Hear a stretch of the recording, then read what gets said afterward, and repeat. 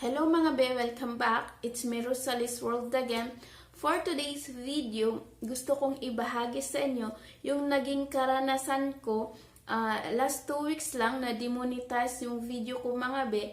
Kasi mula nung na-monetize ako 4 months ago, hindi ko pa natanggap yung Google Adsense pin ko. Hindi ko pa na-verify yung billing address ko. Kaya na-demonetize yung YouTube channel ko. And yun, nag-worry ako. Natanggalan talaga ako ng ads mga be. So sa video na to mga be, gusto kong ipakita sa inyo, ibahagi sa inyo step by step kung paano ko nasolusyonan yung pagkawala ng ads ko sa YouTube ko, sa mga video ko, at naibalik ko siya within 1 minute. But before that, please don't forget to subscribe, like, and click the notification bell para ma-notify kayo kung may mga bagong videos tayo. So if you're interested, please keep on watching. Let's get started! You look into my eyes and felt a feeling that nothing got it feel like a slim night. Hey, come on closer, now I'm waiting for you, but don't hurry, oh slowly. Oh yeah, the moon is around us. You look into my eyes, together feel so high. So yun mga be, hindi ko nga natanggap yung Google AdSense ko dahil siguro sa pandemic ngayon, kaya nagka-aberya at nasa probinsya pa kami. So mahirap siya. Kapag na-monetize ka na, kailangan mong mag-send ng mail sa Google AdSense para matanggap mo yung Google AdSense pin mo at may matatanggap ka na notification na ganito.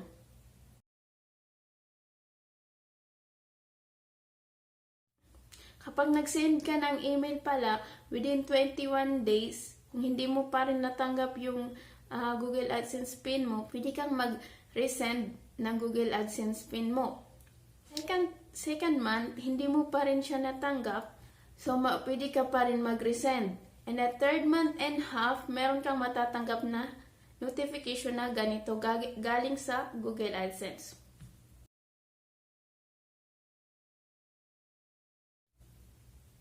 So, yun na nga yun mga be, yun nangyari sa akin na nakatatlong resend ako. Hindi ko pa rin natanggap yung Google AdSense ko. Kaya nakatanggap ako ng ganitong message galing sa Google AdSense. So, 4 months mga be, hindi ko pa rin natanggap yung Google AdSense ko. Nag-resend ulit ako. So, yung requirements nila mga be, kailangan 4 times ka nakapag-resend ng Google AdSense mo. And after 2 days, ito na yung message sa akin. Wala na yung ads ko. So, ang ginawa ko mga be, nag-manual na lang ako mga be. Itong pagmamanual or pin troubleshooter, may dalawa siyang requirements mga be. Una, kailangan nyo lang ng one valid ID and yung ID publisher nyo. Huwag nyong iwawala. Yung ID publisher nyo, makikita nyo to kapag nag-resend kayo, nagsisend si Google ng ganito. So, yan. So, yung valid ID nyo, kailangan nyo lang siyang picturean. So, yun. At isave nyo siya sa gallery nyo. Yun yung ginawa ko yung pin troubleshooter. Within 1 minute, natanggap ko tong message from Google AdSense. Pero, hindi mo pa rin maibabalik yung ads mo. Meron pa tayong gagawin. So, keep on watching mga be. So, magsisimula na tayo mga be. Let's start. Una, pupunta tayo sa Chrome. Ayan. And then, makikita nyo dyan, yung ano mga be, yung tatlong dot. Ayan, tapos may nakalagay na help. And then, hanapin nyo lang yung, pin troubleshooter. Ayan, wait lang mga be. Okay, here we go. Ito na yung pin troubleshooter natin mga be. So, pindutin nyo lang yung pin troubleshooter. Ayan. Pagkatapos, meron kayong makikitang mga tanong dyan. Are your earnings greater than verification threshold? So, yes. Kasi $10 yung verification threshold natin. So, yes. So, have you received your PIN? So, no. Kasi hindi pa natin na talaga natatanggap yung PIN natin. So, no. Have you already requested your replacement PINs? Then, yes. Then, makikita natin yung contact us. Click natin yung contact us mga be. And then dito, maglagay tayo ng personal identification number PIN. So, una yung name. Lagay natin yung name. Tapos dito, sa baba, makikita ninyo diyan. Write your name here. And sa baba, merong contact email address. I-ano nyo lang, fill upan nyo lang. So, ito na yung sinasabi ko ni mga be. Yung pangatlo, yung your AdSense Publisher ID. Publisher ID. Your AdSense Publisher ID. So, yan na yan mga be. Lagyan nyo lang siya. Takpan ko lang. Wait lang mga be. Pagkatapos nyan mga be, choose your files. Submit an attachment. So, punta tayo sa files. Tapos, pumili tayo ng ID natin. So, yung pinili ko mga B is Voters ID. Pwede kayong gumamit ng SSID, School ID. Pwede siguro. Basta ano siya mga B, valid ID. One valid ID. So, yun, nisend ko na siya. Pagkatapos niyan mga B, yan, nasend ko na siya mga B. Pagkatapos, isubmit na nyo lang siya.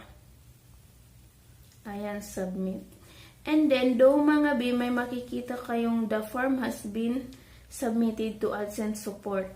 We'll try to get back to you within 24 hours if your query is about your own account and requires an action from our side. So, kahit 24 hours yung sinabi nila mga B nakalagay dito, within 1 minute, matatanggap mo na siya. So, mga B, pagka nasubmit mo na yun, meron kang matatanggap na ganito. Thanks for sending your proof of identity. So, yun mga B. Pagkatapos nyan mga B, pag nasend na nila yan, may matatanggap ka na ganito. Ayan, your billing address is verified.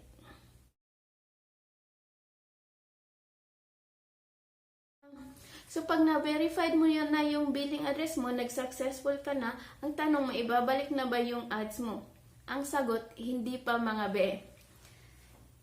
I-check mo yung, sa akin mga be, ito yung nangyari, makikita mo dito, hindi pa bumalik yung ads ko, hindi siya kaagad-agad bumalik. So, ang gawin mo mga be, next, punta ka ulit sa Chrome, pumunta ka lang sa, sa Chrome, and this top site, tapos pumunta ka doon sa channel mo, and then i-check mo tong no, may makikita kang dollars sign, dong channel monetization. Makikita mo dyan yung step 2 na set up your Google AdSense. Naka-error siya mga be.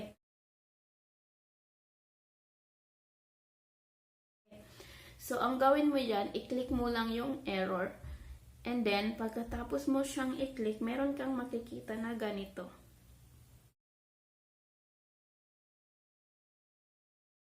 Tapos, pag maklik mo na yung error, makikita mo tong step 2, you will be redirected to AdSense to complete this step. So, meron kang tatlong pagpipilian. Yes, I have an existing account. No, I don't have an existing account. I don't know. So, kung dalawa yung mo, Google AdSense mo, dalawang YouTube channel mo, kailangan isa lang yung Gmail address na nakakonect doon sa YouTube channel mo.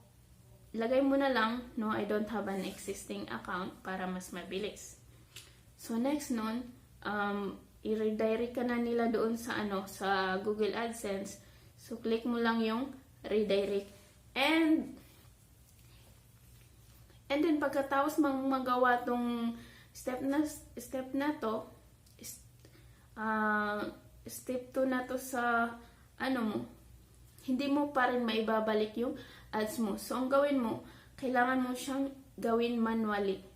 So, katulad nung nag-monetize tayo, yung kasi simula pa, yung bagong monetize pa lang tayo, kailangan nating i-on yung mga ads kasi na-demonetize tayo, kaya naka-off siya. Ganito siyang mangyayari. May makikita nyo dyan. Naka-off siya lahat. Yan, i-on lang natin. Yan, may makikita kayo ng mga video ko naka-off. Ayan, i-on lang natin sila. Yan, yung mga hindi naka-green, sila yung naka-off. So, i-on lang natin siya at pagkatapos i-submit. So, yun na yun. Within 1 minute, maibalik na yung ano mo, mga ads mo.